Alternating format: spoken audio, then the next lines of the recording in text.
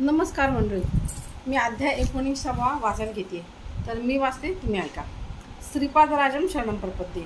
अध्याय 19. श्री गुरुचरण समागम. वल्लभेश्वर शर्मा दाम्पत्य, सुबण्णा शास्त्री आणि मी असे 4 जण श्रीपाद प्रभूंच्या लीलांचे स्मरण करीत होतो.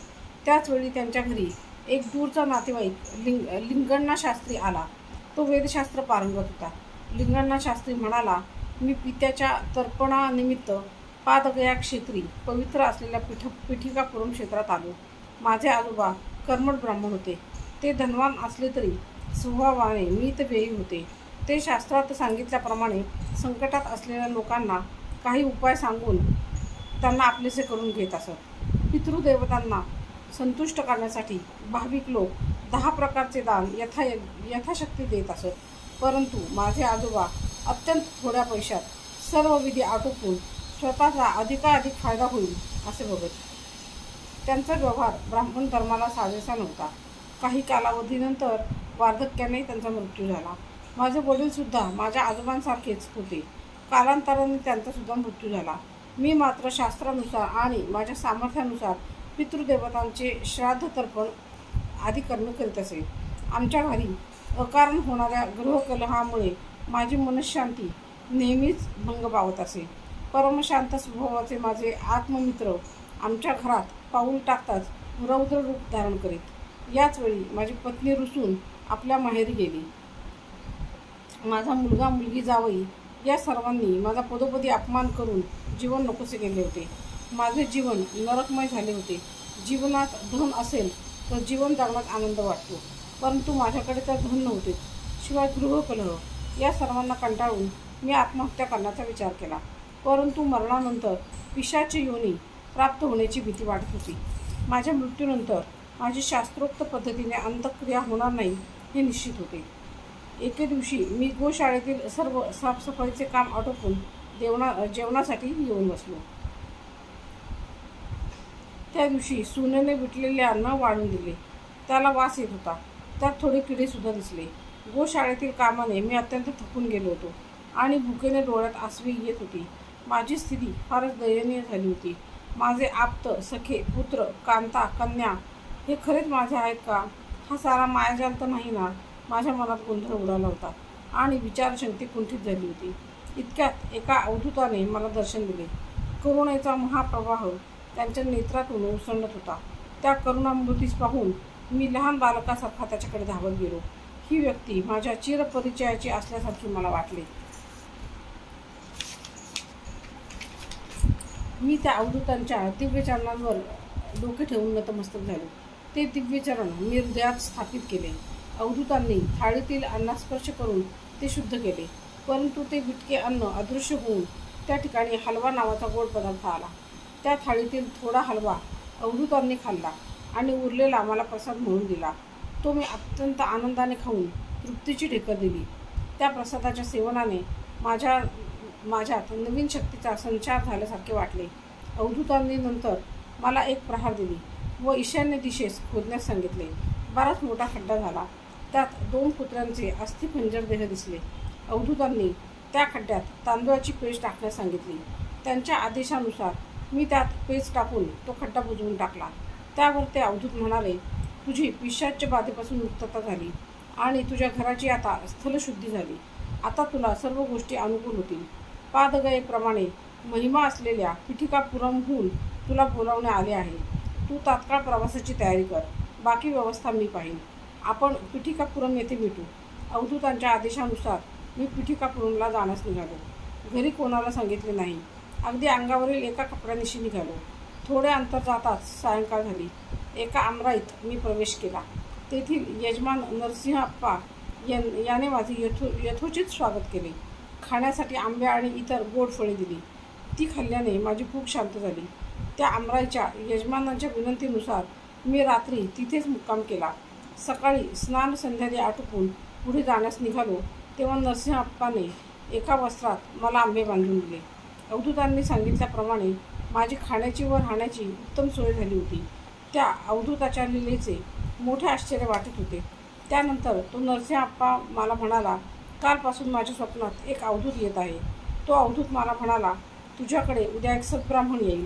त्याचे उत्तम प्रकारे स्वागत करून जाताना त्याला वस्त्रदान आणि दक्षिणासुद्धा दे. मार्गात खाण्यासाठी त्याला तुझ्या शेतातील आंबे दे. मला पडलेले स्वप्न आज खरे झाले. तुमची सेवा करण्याची संधी मला भाग्याने मिळाली व तुमचे दर्शन झाले. मी धन्य झालो. या घडलेल्या घटनेवरून मला असे वाटते की ते अवधूत साधीसुधी कुणी व्यक्ती नसून तो कुणीतरी दिव्य महापुरुष असावा. मी पुढच्या प्रवासास निघालो.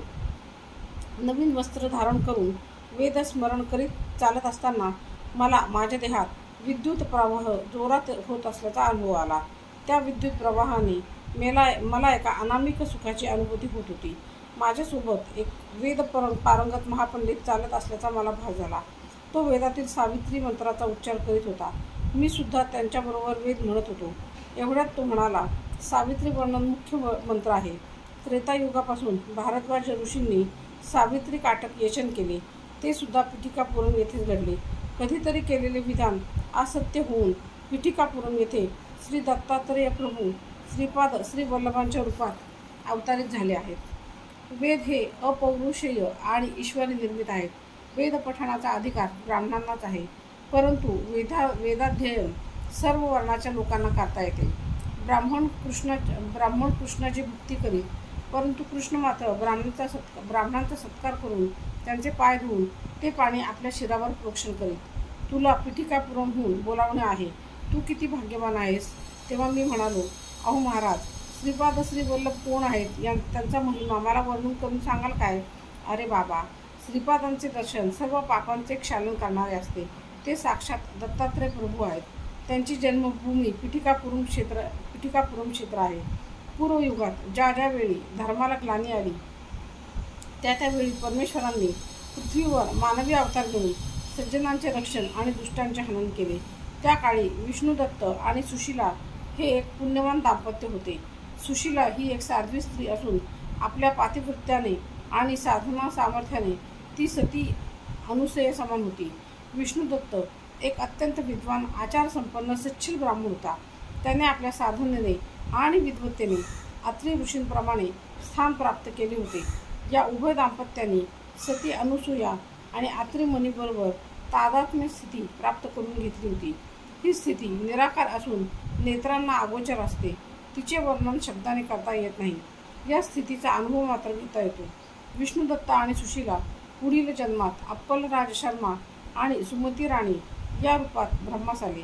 त्यांनी केलेल्या तपाचे फलस्वरूपच त्यांना श्रीपाद वल्लभ रूपाने एका दिव्य पुत्राचा लाभ झाला.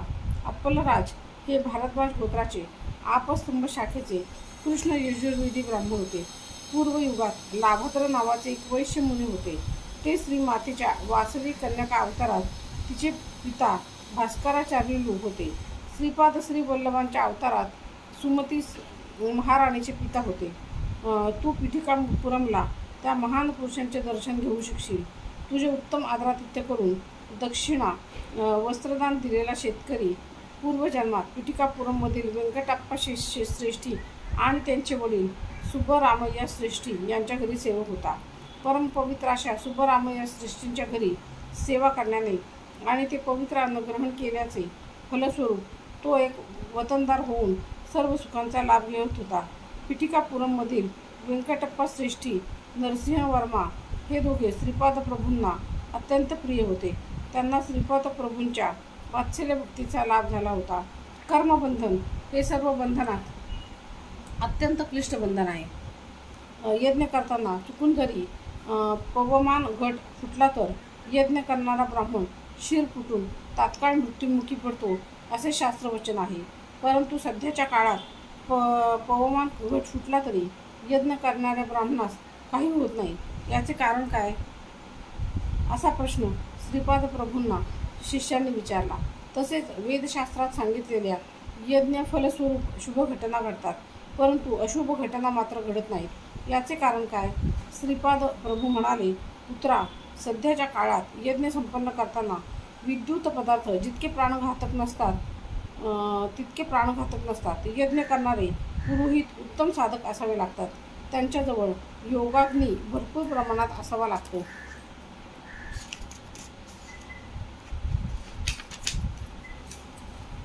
त्या अग्नीने पवमान घाटातील विद्युत जळू शकते.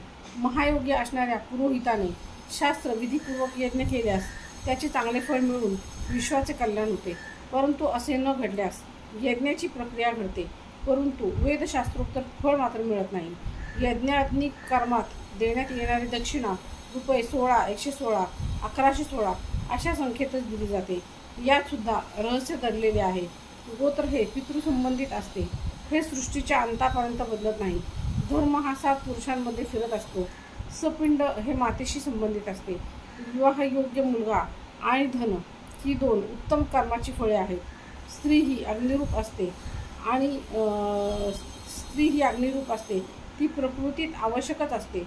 श्रीपाद श्री वल्लभ अद्वैत मताचे पुरस्कर्ते होते. ते आधी शंकराचार्यांप्रमाणे पक्षपातरहित होते. गुणभेद नसणाऱ्या श्रीपादांना कुलभेद मुळीच नव्हता. आदी शंकराचार्यांनी आपली हेमविद्या सत्वगुणी ब्राह्मणाला न देता रजोगुणी असलेल्या गौड कुलातील लोकांना दिली. शंकराचार्यांना वाटले, हेमविद्या जर ब्राह्मणांना दिली तर ते धनांच्या मोहाने त्यांच्या इष्टधर्माचे पालन करणार नाही. शंकराचार्यांप्रमाणेच श्रीपाद प्रभूंनी जाती, वर्ण, मत, वय यांचा भेदभाव न करता प्रत्येकाच्या योग्यतेनुसार अनुग्रह दिला. पृथ्वी, आप, तेज, वायू आणि आकाश ही पंचमहाभूते आणि मन, बुद्धी, अहंकार ही अष्टधा प्रकृती जडस्वरूप आहे. 1 हे चित्र प्रकृतीचे प्रतीक आहे. 2 पासून 10 पर्यंत असलेल्या 8 संख्या जड प्रकृतीच्या द्योतक आहेत. 0 हे ब्रह्मतत्वाचे दिग्दर्शक आहे. 9 या संख्येत पूर्ण पृथ्वीच्या कार्यकलापाचे रहस्य दडलेले आहे. श्रीपाद श्री वल्लभ हसून म्हणत 2 चौपाती देवलक्ष्मी आणि 2 पोळ्यांसाठी भिक्षा मागत असत. हे 2, 4, 9, 8 या संख्येचे प्रतीक आहेत. स्वामींच्या बोलण्यात नाना अर्थ दिसून येत. सृष्टीतील सर्व द्वंद्वांचे 2 हे प्रतीक आहे. देहाचे स्थूल, सूक्ष्म, कारण आणि महाकारण अशी 4 प्रतीके आहेत. ब्रह्मतत्व हे कधीच बदलत नाही. ते 9 या संख्येचे द्योतक आहे. महामाया 8 या संख्येने दर्शविले जाते. श्रीपाद श्री वल्लभ अर्धनारी नटेश्वर आहेत. 19वा अध्याय मी आता निम्मा वाचला आहे. राहिलेला नंतर परत वाचेन. गेले 8 दिवस माझी खूप धावपळ चाललेली आहे. माझ्या घरामध्ये एक कार्य आहे आमच्या स्वतःचं, म्हणजे माझ्या भावाच्या मुलीचं लग्न आहे. त्यामुळे मला अजिबातच व्हिडिओ करायला सवड मिळाला नाही, वाचायला सवड मिळाली नाही. पण आता आज मी निम्मा अध्याय वाचला आहे. राहिलेला आता परत वाचेन मी. आणि तुम्ही पहिल्या अध्यायापासून नक्की ऐकायला सुरुवात करा. आता जवळजवळ 33 व्हिडिओ माझे यूट्यूबवर टाकून झालेले आहेत. त्यातले तुम्ही किती ऐकलेत ते बघा. पहिल्या अध्यायापासून वाचायला सुरुवात करा. साधारण 10 ते 15 मिनटं लागतात रोज एक अध्याय ऐकायला. तर थोडासा तुम्हाला स्वतःला त्यावर फरक जाणवेल की छान वाटेल, पॉझिटिव्ह वाटेल, निगेटिव्ह विचार मनातील बाजूला होतील. घरामध्ये एक छान आनंदी वातावरण राहील. परमार्थ शेवटी केला तर घरात आनंद असतोच. घरातल्या चिंता वगैरे बऱ्या प्रमाणात हळूहळू कमी होतात. तर मी सांगते ते नक्की ऐका. चॅनलला सबस्क्राईब करा, शेअर करा, तुमच्या मित्रमैत्रिणींना आवर्जून सांगा की कल्याणीने असा एक चॅनल चालू केलेला आहे. तर त्याचा तुम्ही नक्की लाभ घ्या. धन्यवाद.